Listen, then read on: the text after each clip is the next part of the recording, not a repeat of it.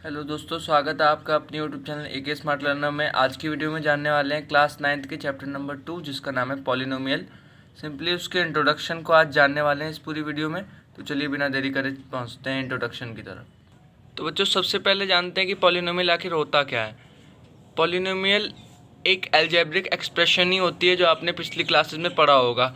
जैसे ये एक एक्सप्रेशन लिखी है 3x² + 6 5y² - 9। ये आपका जो अलजेब्रिक एक्सप्रेशन है इसी को पॉलिनोमियल कहते हैं। अब देखिए यहाँ पे ये 2 लिखा है तो ये इसे हम कहेंगे कांस्टेंट पॉलिनोमियल, और 0 है यहाँ पे तो इसको बोलेंगे ज़ीरो पॉलिनोमियल। अब देखिए एक पॉलिनोमियल या एक अलजेब्रिक एक्सप्रेशन में किन किन चीज़ों से मिलकर एक अलजेब्रिक एक्सप्रेशन बनती है उसे देखते हैं। पहली चीज़ होती है अलजेब्रिक एक्सप्रेशन में टर्म। टर्म किसे कहते हैं?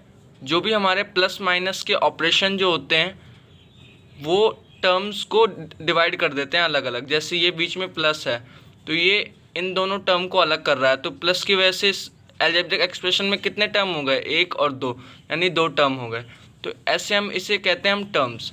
अगली चीज़ आती है वेरिएबल। वेरिएबल क्या कहते हैं? अल्फ़ाबेट जितने भी होते हैं हमारे ए से जेड तक उसे हम वेरिएबल कहते हैं। जैसे ये इसमें अल्फ़ाबेट कौन सा है? जेड, तो इसका वेरिएबल हो गया जेड। कोएफिशिएंट क्या होता है? कोएफिशिएंट हमारा जो वेरिएबल के साथ एक नंबर जो चिपका रहता है उसे हम कोएफिशिएंट कहते हैं। जैसे यहाँ पे z³ है तो z³ के साथ 8 चिपका हुआ है, यानी z³ का कोएफिशिएंट हो गया 8। एक्सपोनेंट और पावर, एक्सपोनेंट भी बोल सकते हैं, पावर भी बोल सकते हैं, यानी वेरिएबल के ऊपर कितनी पावर चढ़ रखी है उसी को पावर या एक्सपोनेंट कहते हैं, आपको पता होगा। अगला टॉपिक आता है डिग्री ऑफ पॉलिनोमियल, यानी highest power of a variable in a polynomial. यानी वेरिएबल की हाईएस्ट पावर जो होती है पॉलिनोमियल में उसे डिग्री ऑफ पॉलिनोमियल कहते हैं।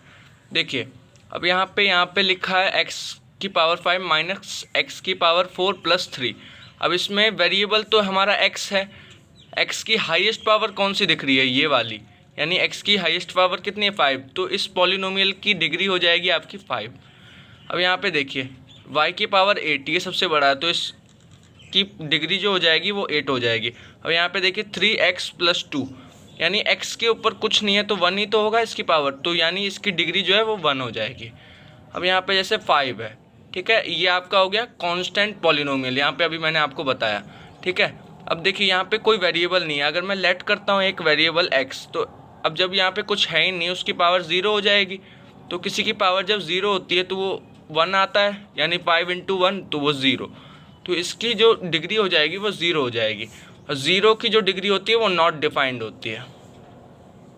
अब बच्चों पॉलिनोमियल की एक कंडीशन होती है कि हमारा जो वेरिएबल है उसकी पावर होल नंबर में होनी चाहिए। यहाँ पे मैंने कुछ ऐसे पॉलिनोमियल लिखे हैं जो पॉलिनोमियल नहीं है, यानी नॉट पॉलिनोमियल। अब देखो 5⁵x + 2 है। अब देखो x, यानी कोई भी वेरिएबल जब रूट में होता है तो उसकी पावर कितनी हो जाती है? हाफ, यानी 1/2। तो होल नंबर में होनी चाहिए वेरिएबल की पावर, जैसा कि मैंने आपको बताया। तो ये तो फ्रैक्शन में है, वेरिएबल की पावर पे फोकस करना है ना कि किसी नंबर की। तो ये वेरिएबल की पावर होल में नहीं है, यानी फ्रैक्शन में, तो ये पॉलिनोमियल नहीं होगा। ये देखो अभी 4/x है, ये x ऊपर आ जाएगा तो x की पावर नेगेटिव में 1 हो जाएगी। तो मैंने क्या बताया? होल नंबर में आनी चाहिए पावर, ठीक है, तो ये भी पॉलिनोमियल नहीं होगा। इसी तरह से ये रूट में y है तो इसकी पावर 1/3, क्योंकि ये क्यूब है तो 1/3, ये भी आपका पॉलिनोमियल नहीं होगा।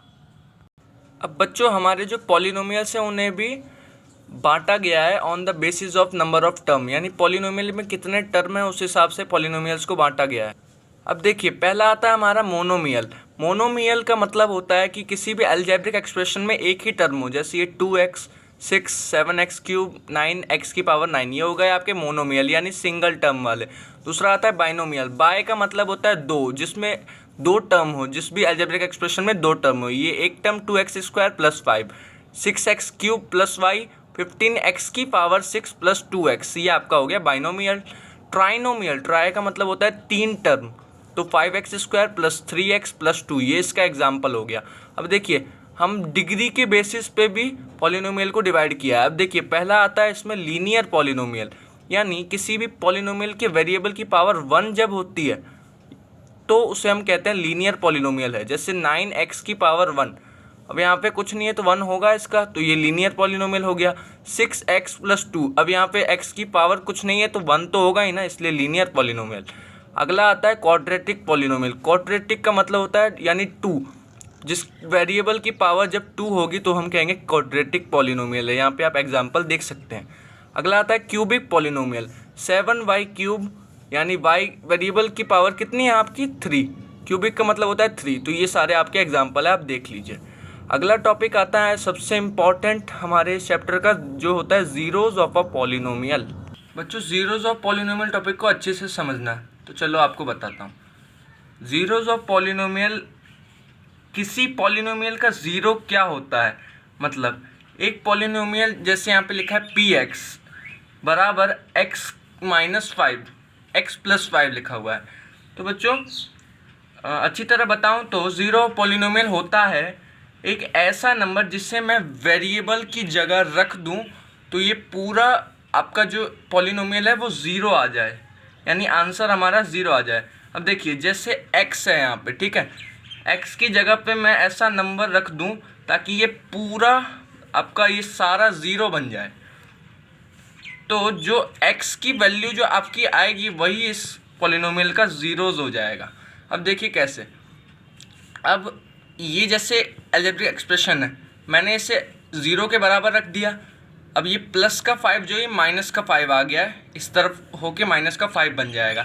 तो हमारी x की वैल्यू क्या आई -5, यानी x की जगह -5 जब रख दूंगा तो ये पूरा ज़ीरो बन जाएगा। इसे चेक कैसे करेंगे, अब देखिए -5 आ गया x की वैल्यू, अब x की जगह -5 लिख दिया +5, ये आपका ज़ीरो हो गया। अब इसी तरह से दूसरा एग्जाम्पल ये रहा। अब इसी एक्सप्रेशन को मैं ले लेता हूँ आप ज़ीरो के बराबर। अब देखिए, तो बच्चों इस वैल्यू जो हमारे सामने है इसको मैं लूँगा आपके ज़ीरो के बराबर, क्योंकि हमें इसका ज़ीरोज़ फाइंड करना है। तो ये आपका ज़ीरो के बराबर रख लिया। अब देखिए, अब जब ये आपका हो गया ऐसे, तो बच्चों ये हो गया ज़ीरो के बराबर आपकी ये इक्वेशन। अब ये जो माइनस का 2 है ये इधर आके प्लस का 2 हो जाएगा, बराबर में आपका हो जाएगा 3 अपॉन, मतलब इक्वल में हो जाएगा 3 × x, ठीक है बच्चों। उसके बाद अब देखिए, अब ये जो 3 है ये इसके साथ मल्टीप्लाई हो रहा है, यहाँ आके डिवाइड हो जाएगा, यानी ये आपकी x की वैल्यू कितनी आ गई 2/3। अगर मैं x की जगह पे 2/3 रख दूँ तो ये पूरा आपका ज़ीरो बन जाएगा। अब देखिए चेक करके बताता हूँ। अब हमारी x की वैल्यू आ चुकी है। अब ये जो इक्वेशन है यहाँ पे मैं x की वैल्यू रखता हूँ, देखो ये आपका 3 है और x की जगह पे ये वाली वैल्यू रख दूँगा, इनटू में आपका 2/3 आ जाएगा, ठीक है बच्चों। और -2 तो सेम रहेगा। अब देखिए, अब यहाँ से 3 से 3 कैंसिल हो जाएगा आपका। अब बचा क्या 2 - 2, 2 - 2 ये अपने आप ज़ीरो के बराबर हो गया। तो x की वैल्यू मैंने 2/3 रख दी यहाँ पे, तो ये अपने आप पूरा ज़ीरो बन गया। तो यही होता है ज़ीरोज़ ऑफ पॉलिनोमियल का कॉन्सेप्ट। तो बच्चों ये वीडियो इतनी ही थी, आप अच्छी तरह से देख लीजिए। आशा है आप समझ चुके होंगे पूरे टॉपिक को। वीडियो अच्छा लगा हो तो लाइक कीजिएगा, चैनल को सब्सक्राइब कीजिएगा। Thank you so much.